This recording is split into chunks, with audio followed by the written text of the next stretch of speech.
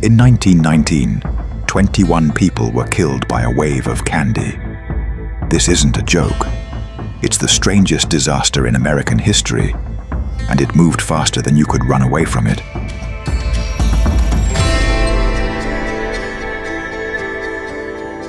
On a warm January afternoon in Boston, a wave taller than a two-story building came roaring down the street. It wasn't water. It was 2.3 million gallons of molasses, and it was moving at 35 miles an hour. In the next few minutes, it would kill 21 people, injure 150 more, and level an entire neighborhood. To understand why a flood of molasses could kill anyone, you have to understand why Boston had 2 million gallons of it in the first place. In the early 1900s, molasses wasn't just a sweetener. It was the raw fuel of industrial America, used to make rum, and more importantly, to make industrial alcohol. And in 1919, with World War I just ended, that alcohol was in enormous demand, used to manufacture munitions.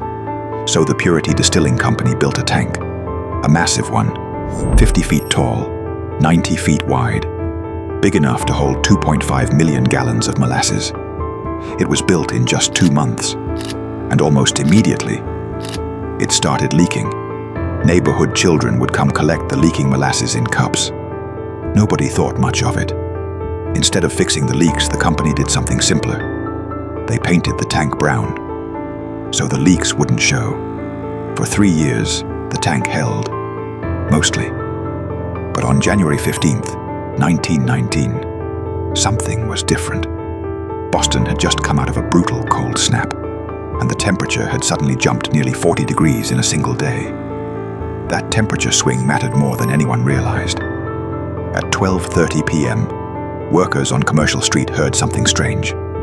A sound like machine gun fire, rivets popping one after another out of the tank's steel walls. Then the tank simply gave way. A wall of molasses exploded outward, not gently but violently, like a bomb going off. Witnesses said the ground shook. Some thought it was an earthquake. The wave was estimated at 25 feet high at its peak, moving at 35 miles per hour. For comparison, that's faster than most people can sprint. It didn't just flow through the streets, it swallowed them. A firehouse was lifted off its foundation and pushed sideways into the harbor. An elevated train trestle was crushed by the force of the wave. Horses were trapped, unable to move. The molasses had already begun to thicken and set. People caught in the wave couldn't swim through it. Molasses is nearly 3 times thicker than water.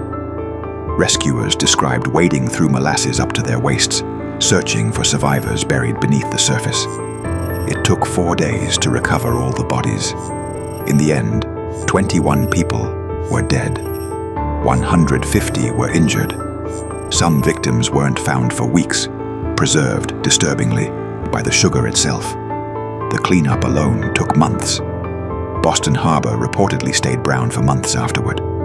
For decades, locals swore that on hot summer days, you could still smell molasses in the North End.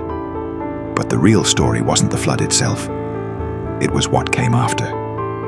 Purity Distilling's parent company claimed the tank had been sabotaged, blown up by anarchists. It wasn't an unreasonable guess. 1919 was the height of the anarchist bombing era in America. But a court-appointed investigation uncovered something far less dramatic and far more damning. The tank had never been properly tested. It hadn't even been checked for leaks before it was filled. Engineers found the steel was too thin and lacked manganese, a critical strengthening element for cold climates. In other words, the tank was built to fail. The company was found liable and forced to pay what would be worth millions of dollars today. But the impact went far beyond the settlement. This disaster helped push American engineering towards something we now take for granted: mandatory safety codes and the requirement that calculations be signed off by a licensed engineer. The Boston molasses flood didn't just kill 21 people.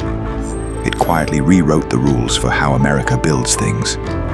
Just a small plaque, easy to miss, next to a park where the tank once stood. But locals still tell you, on the hottest days of summer, the North End still smells faintly sweet. If you liked this story, subscribe.